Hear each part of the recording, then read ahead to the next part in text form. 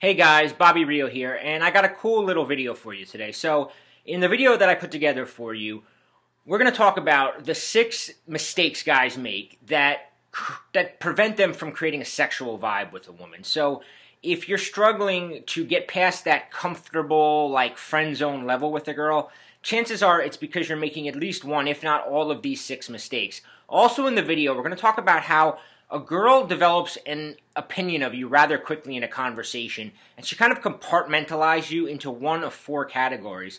In this video, we're going to go over what those 4 categories are and which one you want to kind of position yourself for.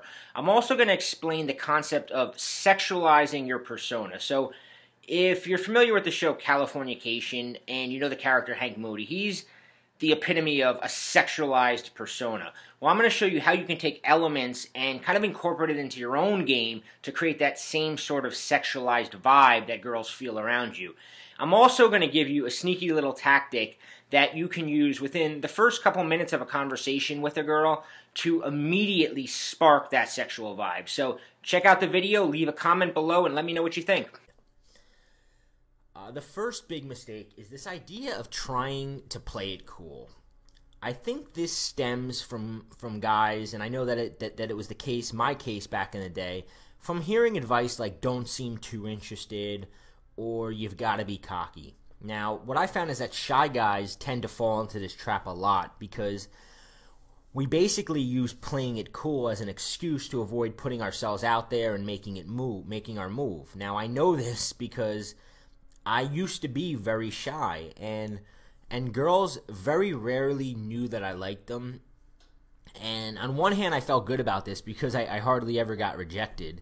On the other hand, though, I hardly ever got a girl back to my bedroom, and I hardly ever got to have sex with her. So the negative far outweighed the benefit of not risking rejection. But there's an even bigger mistake that guys make, and that mistake is that they have this idea that the longer you talk to a woman and the more that she likes you, the easier it's going to be to start flirting or getting sexual with her. But it's actually the exact opposite. You see, the longer you talk to a woman or the longer you've known a woman where you haven't gotten sexual with her, the more you're killing your chances of anything ever happening. And in fact, there's actually an opposite correlation in which the more a woman likes you, the less likely she is to feel sexual attraction to you. Very counterintuitive, but what I found over the past 5-6 years is it's 100% true. You see, the biggest reason guys wind up in the friend zone is because they don't want to ruin the rapport that they have with the woman. They sense that the woman likes them. They sense that they have a little bit of a connection. And now they're afraid that if they do anything, if they try anything, if they make a move, that she's going to think that, oh, God, he's just another jerk trying to get in my pants. But see, the reality is that you sort of are. And when you're honest about it up front, you get it out of the way, and the woman develops a little level of respect for you that she doesn't when you hide it. The fact is, a woman decides extremely quickly if you're a potential lover, you're a potential boyfriend, you're a potential friend, or if you're just some annoying guy in a bar that she doesn't want to be talking to and she just thinks you're a creep. What happens is most guys, present ourselves as a potential boyfriend. And we do things like trying too hard to find things we have in common with her. We try to focus on showing her that we have a good job, that we like to travel, that we have all these great boyfriend traits. If she's talking about a guy who's a player or a jerk, we usually take her side when she badmouths these guys and act like we're totally the opposite of them. We respect her too much to make a move. We listen to all her problems, and we even try to solve them for her. But there's a big, gigantic flaw in everything listed here, and that's because it does not create attraction in a woman. None of the things that I listed create 1 ounce of sexual attraction.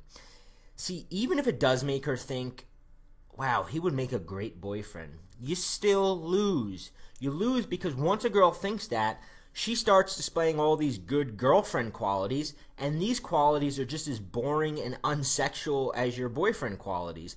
Not only that, but you build up way too much comfort with her, and you drastically eliminate any urgency for sex, and most likely you wind up in the friend zone. So, can we all agree right now that it's better to go sexual right from the beginning, whether it's the first day you're meeting her, the beginning of an interaction, right from the beginning, you need to go sexual. So now that you know this, when are you going to start doing it? Now, if you're thinking that it's not your personality or it's outside of your comfort zone, it feels unnatural to you, don't worry. It felt completely unnatural and outside of my comfort zone to get sexual. I had that sort of side of me hidden, in a sense. I was uncomfortable with displaying it around people. So let's talk about creating a sexualized persona. If you've ever seen the show Californication, then you know that there's a character, Hank Moody, who just seems to have girls throwing themselves at him. And even if you're thinking to yourself, well, that's just a TV show, I think that if you think closely across your life, you're going to find that in every social circle, in every group of friends, in any school environment, any work environment, there's always a guy that you know that lives that Hank Moody lifestyle, who just seems to have girls throwing themselves at them. And this stems from what we're going to be talking about right now, and that's this idea of creating a sexualized persona.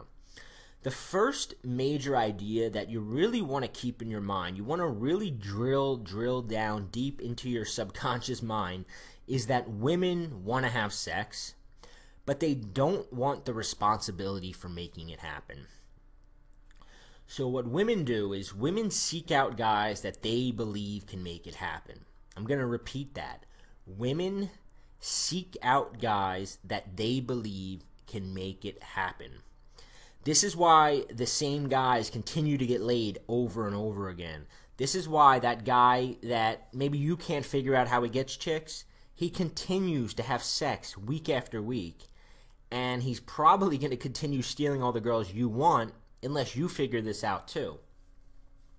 See, women need to believe that you're capable of closing the deal, that you're capable of getting her back to your bedroom, and that you're capable of doing it without letting things get awkward along the way, without putting any of the responsibility on her, and that you're comfortable with sex and you're not going to all of a sudden get weird about it. You're not going to all of a sudden get needy. Women pick up on all these things within a few minutes of talking to you. So what I want you to do right now is I want you to ask yourself, am I that guy? Am I that Hank Moody guy who comes across like he gets a ton of women and he's very comfortable with sex? Or are there changes that you need to make? The good news is that these changes aren't nearly as hard to make as you think. In fact, I've got 7 different ways to immediately come across as sexual to a girl.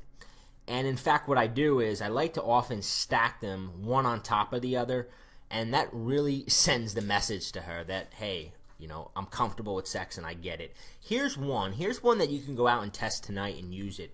The next time you're introduced to a girl and you shake her hand, hold it for a few seconds longer than normal.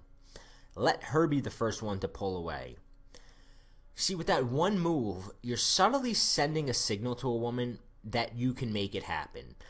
Most guys do the opposite. Most guys, when they shake a girl's hand, they get so uncomfortable with the sexual tension that they pull away right away.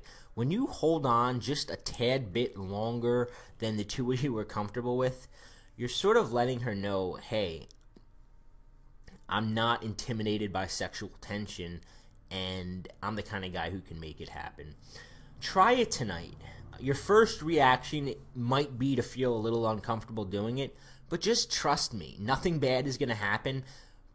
And at the same time, everything good is going to happen because you're going to flip a little switch in the woman's mind, and she's going to look at you slightly different than she would have had you just given her a normal handshake. Now, if you like that kind of stuff and you struggle to create that sexual vibe with a woman, or your whole life you kind of feel like you never you never got seen in that sexual way, that girls just didn't have that gut level sexual attraction towards you, then I got a program that I think you're really going to benefit from. It's called The Secrets of Sexualized Flirting 2.0.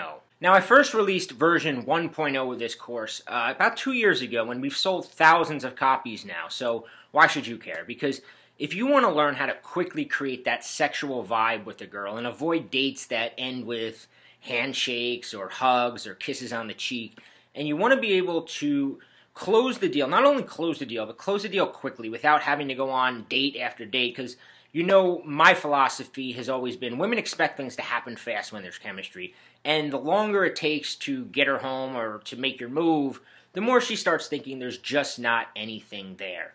So what this course does is it gives you a complete roadmap from what to say to how to close the deal.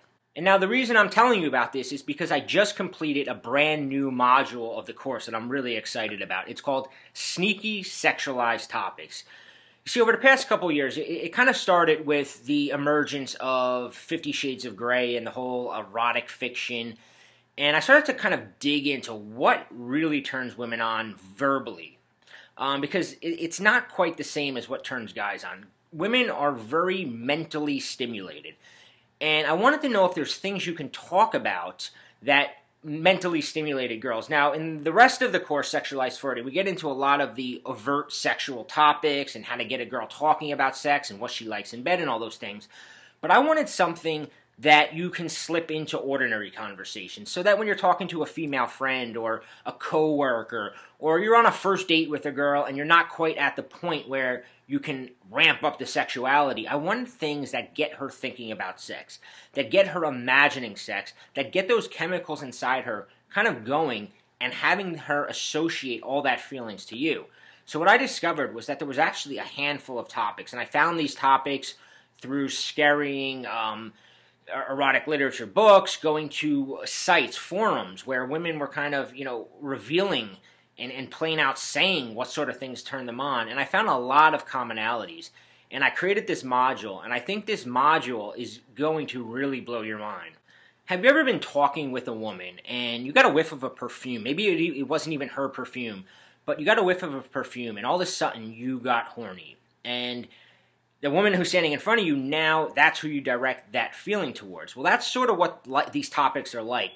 And they're completely under the radar. So she gets this horny feeling, but she doesn't quite know why. Her brain is associating all these different sexual elements to this innocent conversation. So this is really cool, something I'm really excited about. I've got another video for you tomorrow, and I'll tell you more about these topics as well.